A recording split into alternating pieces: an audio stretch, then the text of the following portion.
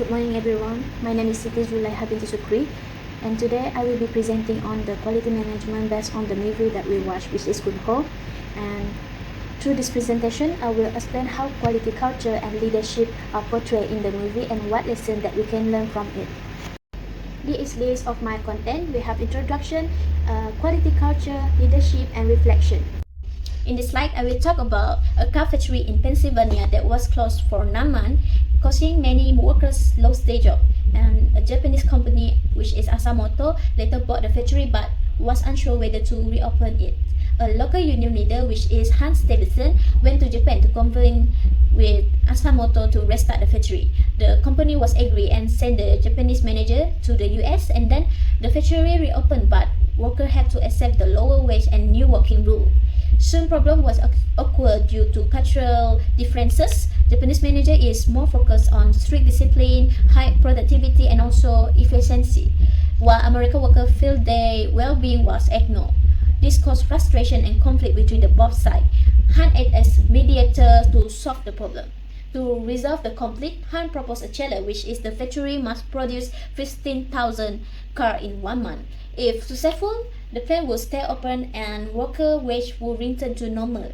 If not, the factory will close again, and the challenge is motivate the worker to work together to save their job. In this slide show that Han informed the worker about the goal of producing 15,000 cars, but many workers feel the target was unrealistic. To gain their support, Han misled them by implying that a smaller pay raise would still be given if the production reached 30,000 cars. Believing this, the worker agreed to work long hours and weekends. Later, the worker realized that reaching 15,000 cars was impossible, and then they decided to stop at 30,000 cars, which led to dispute with management and eventually walkouts.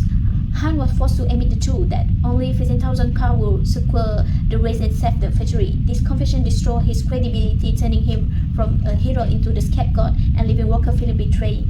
Despite the conflict, worker and Japanese manager eventually set aside their differences and worked together. A senior Japanese executive visited the factory and observed strong cooperation and teamwork. A true production fell slightly short for 15,000 cars. The unity between the workers and management impressed him. As a result, the executive decided to keep the factory open and restore the full wage. A new mutual understanding was formed. Management agreed to be more supportive and reasonable, while workers agreed to be more cooperative and committed. This case showed that trust and collaboration are more important than a target alone. In this slide, which is quality culture characteristic, this scene shows a weak quality culture in the organization. The workers celebrate reaching the 30,000 cars but ignore the product defects. They focus only on quantity but not quality, and do not suggest the improvement. This shows a lack of employees' involvement in continuous improvement and resistance to the cultural change. Next is importance of employees' involvement.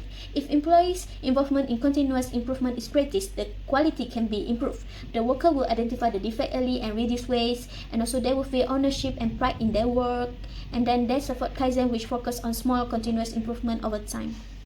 Next is leadership action and behavior that's shown by Kazuhiro. Kazuhiro demonstrates firm and rule-oriented leadership.